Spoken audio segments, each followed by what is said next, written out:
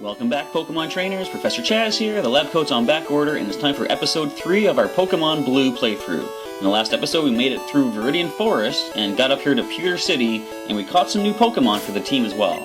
So now we can do an official team recap. We're going to start with our starter, Shelbert the Squirtle. Got a pretty decent defense stat, 19. Everything else is pretty average for the time being, with Tackle, Tail Whip, and Bubble. Next up, our first catch was Squeak the Rattata. Pretty fast Pokemon at 15 speed. Rest of the stats are okay. And he's got Tackle and Tail Whip.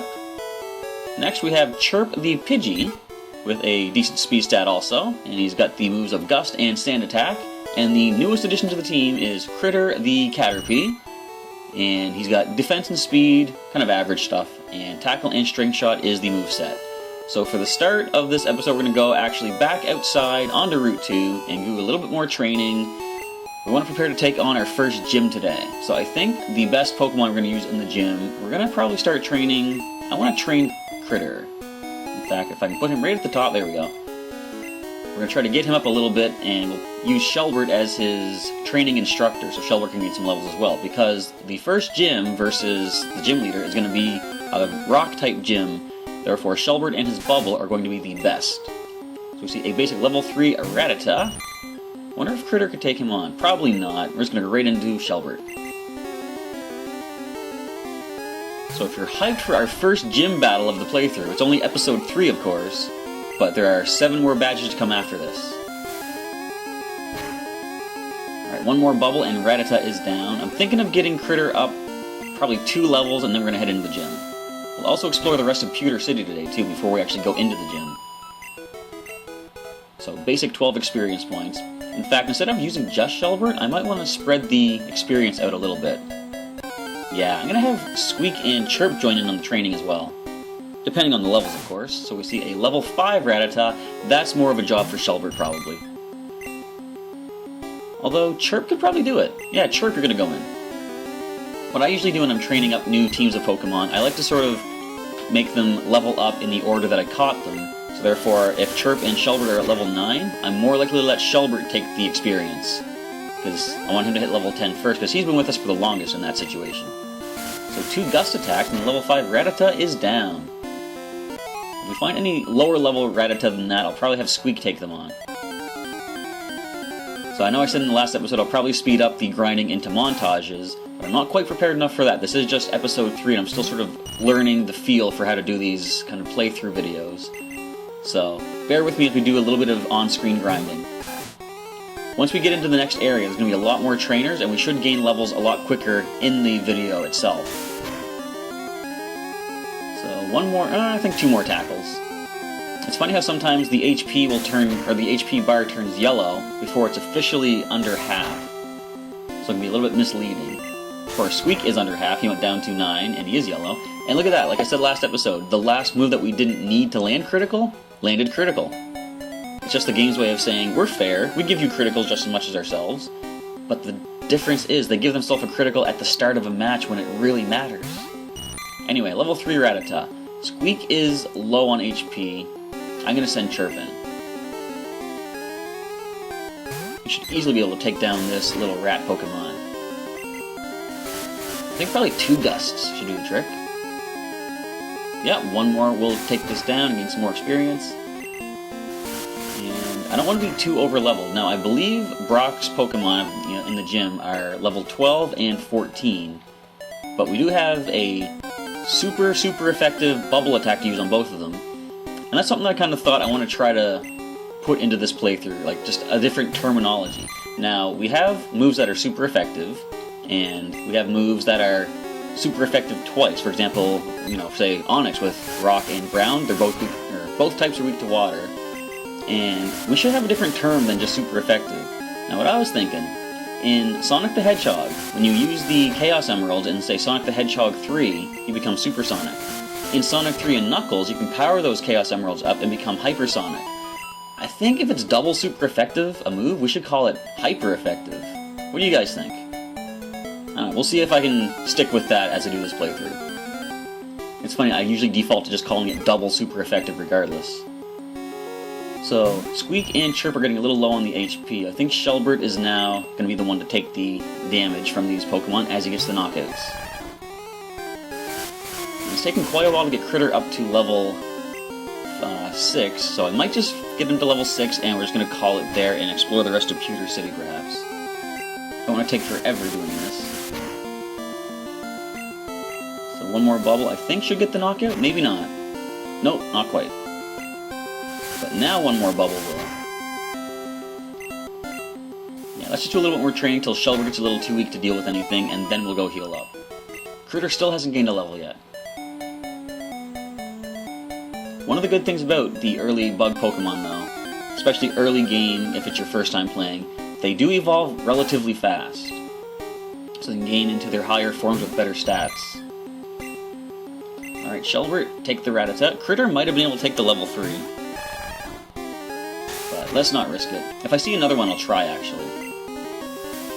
But for the time being, 2 bubbles should bring this down. It's so good to have a not super effective, a stab move on our starter now. Of course, I would prefer to have Water Gun, that's stronger.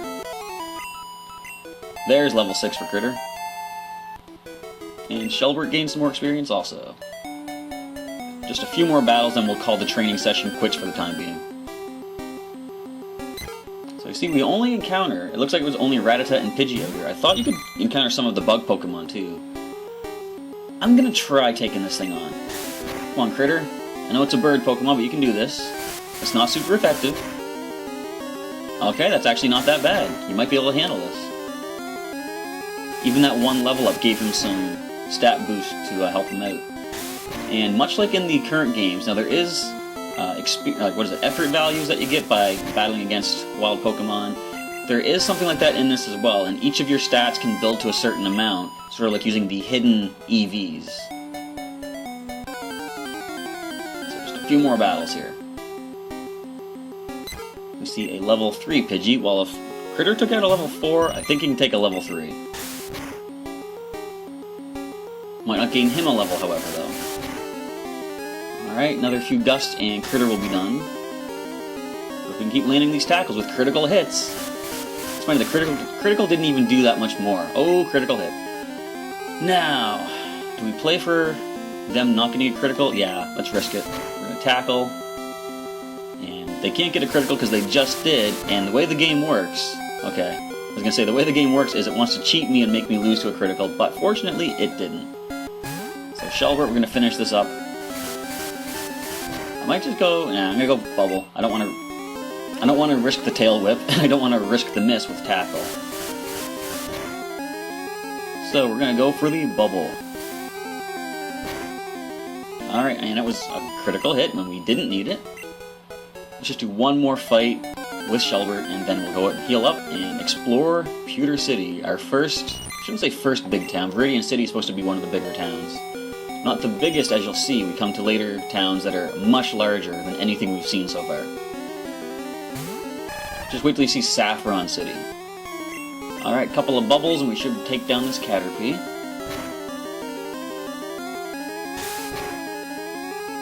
Yeah, one more and we get the experience, and we're gonna head back into the town. Alright, that is good. Unless we get attacked on the way out. Nope. Alright, Pewter City, we're here. Before healing up though, I'm gonna come over to this house. Now I forget everything that's in this town, so I'm gonna talk to everybody. You never know when you're gonna get useful items from people. Pokemon become easier to catch when they are hurt or asleep, but it's not a sure thing. You're darn right it's not. Pokemon learn new techniques as they grow, but some moves must be taught by the trainer. And he's talking about the technical machines, or the TMs, or, of course, HMs also. So we'll head into the Pokemon Center. There was a Pokemon standing by the counter we didn't talk to yet.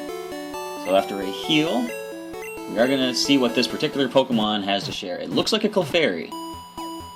The question is it? Because, of course, the limitations of the Game Boy, the sprites, they doubled up for some of them. Oops. I keep hitting my wrong buttons. I'm using a keyboard instead of a gamepad, so... Yeah, so you see Critter's sprite here. I think they use that for Weedle and almost every other bug Pokemon in the game. And same with Chirp. Almost every bird Pokemon has that sprite. This is actually a Jigglypuff.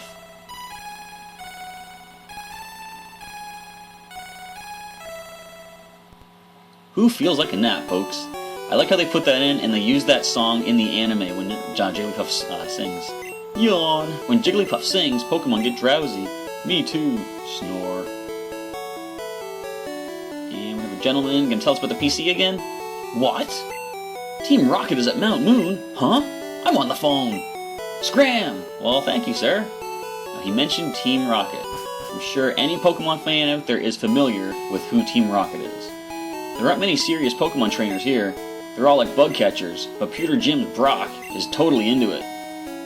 Brock sounds awesome. Brock sounds like one of the coolest characters in anything ever. Psst. Do you know what I'm doing? No. I'm spraying Repel to keep Pokemon out of my garden. Yet we stomp all over the flowers to read the sign. Pewter City, a stone gray city. Buy a rock as a souvenir before you leave. So we're not actually going to leave the town yet. I do think they stop us anyway. Notice. Thieves have been stealing Pokemon fossils at Mount Moon. Please call Pewter Police with any info. Ooh, that sounds like something we're going to have to step in and deal with. You're a trainer, right? Brock's looking for new challengers. Follow me. No one asked you to do stuff. Oak's parcel, and now this tour of the town.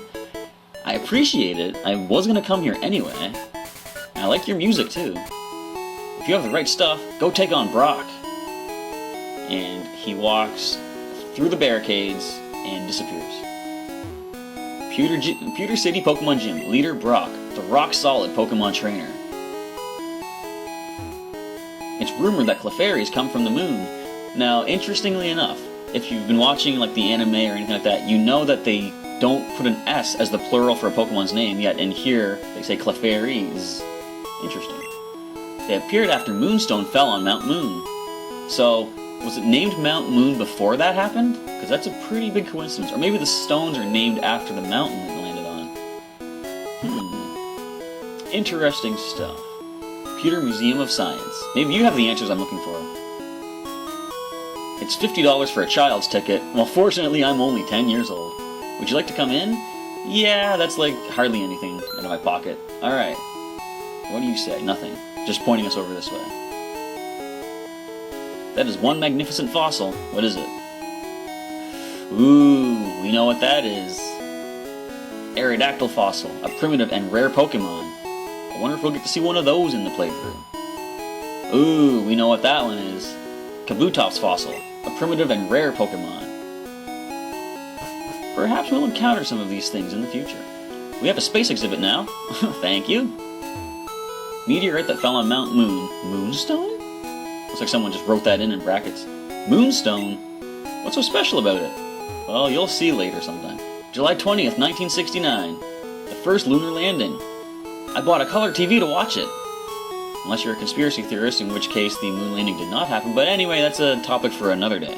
Wait, I spoke to you. I want a Pikachu. It's so cute. I asked my daddy to catch me one. Pikachu are pretty awesome. Yeah, Pikachu soon, I promise. Okay. Space Shuttle Columbia. So a nice space exhibit. Not too much here, of course. I like how in later games I can really flesh out the museums a little bit more. Especially in, I think, Omega Ruby, there's a neat water thing they have going on with all the different regions. So we can come up here. Nothing really to do yet because we do have to cut our way through. But there is something in there we're going to pick up later on. Just a few more houses to explore, see if we get any more particular items. Ooh, what's this? Nidoran, sit! Bow bow! Pokemon never say their names in this. Our Pokemon's an outsider, so it's hard to handle. An outsider is a Pokemon that you get in a trade. It grows fast, but it may ignore an unskilled trainer in battle. If only we had some badges. Yeah, so badges are what let you control Pokemon of higher levels if you get them from trades. Did you check out the museum? Yes, I did. Weren't those fossils from Mount Moon amazing? Well, they're pretty cool. Can't wait to see some of them in action at some point. Here we are at the mart. Good things can happen if you raise Pokemon diligently, even the weak ones. A shady old man got me to buy this really weird fish Pokemon. It's totally weak and it costs $500 bucks. Well, I won't be duped into that, I'll tell you. Okay, what can we buy? Since we're going into a gym very soon, I'd like to buy some potions. I can only buy 3. I'm going to buy 2, actually. That should do for now. And I'll just spend the rest of my money on Pokeballs. Replace the ones that I've used so far. Okay, so we're all stocked up on what we should need for the time being. I think we've explored everything in the town. We're heading on into the Pokemon Gym of Pewter City. With Brock, the rock-solid Pokemon trainer. Here we have our handy little assistant man here. Hiya! I can tell you have what it takes to become a Pokemon champ. I'm no trainer, but I can tell you how to win. How would you know then? Let me take you to the top. Oh, he's gonna take me to the top of the gym. I get to pass the trainers, go right to... No. Alright, let's get happening. The first Pokemon out in a match is at the top of the Pokemon list. By changing the order of Pokemon, matches could be made easier. That's all he has to say. So, Pewter City Pokemon Gym leader Brock. Winning trainers, Adrian was here. Alright, he's already passed through, and of course, with his Bulbasaur, he would have had an easy job. So, they give you the option to skip Brock's subordinate trainer, but we're going in for experience. I didn't check to see who's at the top of the list. I think it's Critter. Stop right there, kid. You're still light years from facing Brock. I'm like less than 12 parsecs from facing Brock. Okay, Junior Trainer Male wants to fight with 2 Pokemon. A Diglett.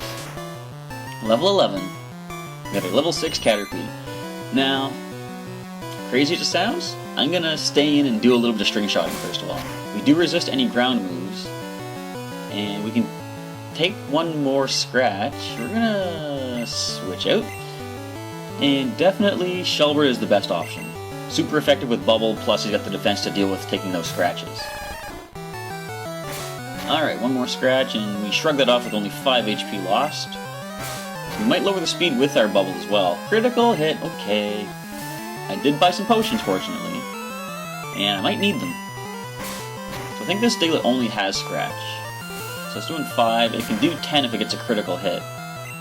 We lowered the speed. I don't think we're going to outspeed though, so I'm going to go for one of the 4 potions we have. Drink up, Shelbert. Although I shouldn't say drink up, it's actually a spray bottle, which is kind of strange. How often do you see in an RPG, would you stop critical hit? How often do you see a potion sprayed on somebody? Anyways, we're going to go for another bubble, and as we saw, we didn't outspeed after 1 speed drop. We're going to finish with a tackle. I don't care if we have the chance to miss. We're not wasting another bubble on this. Look at the...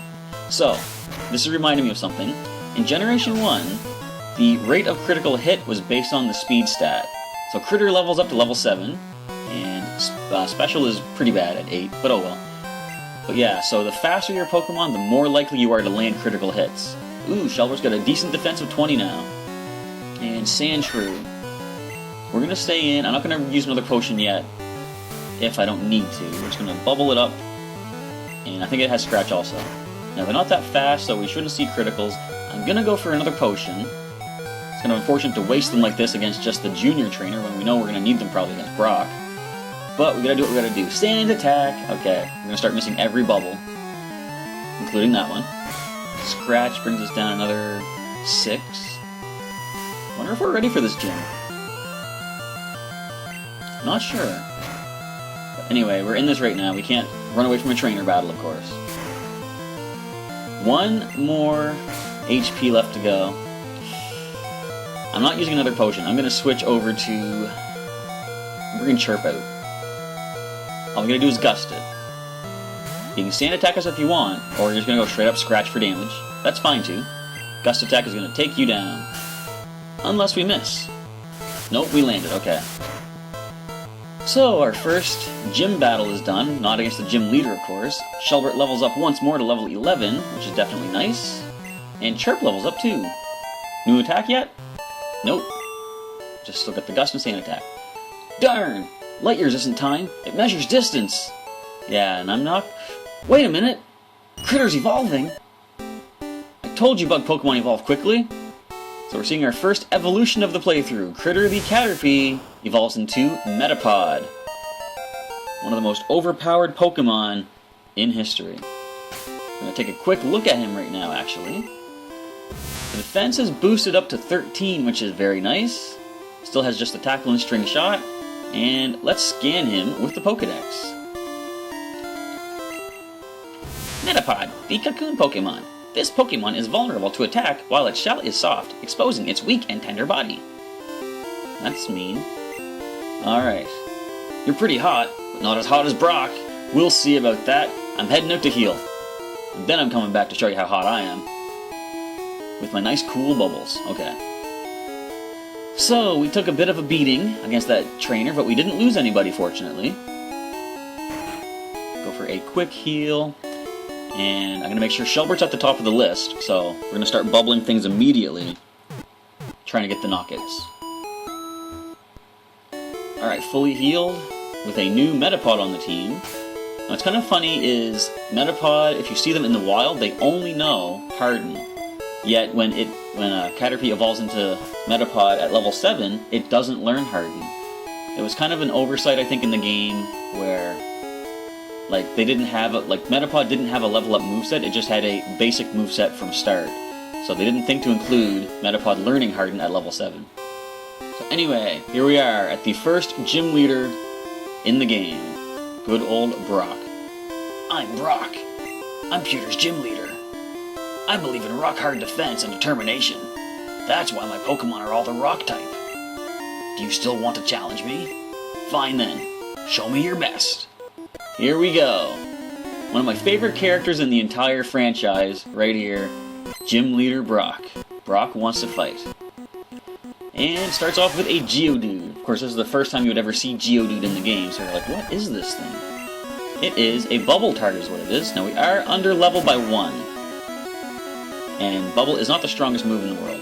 But we see it did decent damage. One more, we'll get the knockout. And Brock's first Pokemon falls to our Squirtle. Now here's where the fun begins.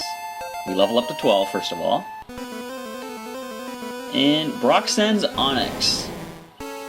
Unfortunately, we do not have a Pikachu or a sprinkler system, so we have to make use with our bubbles.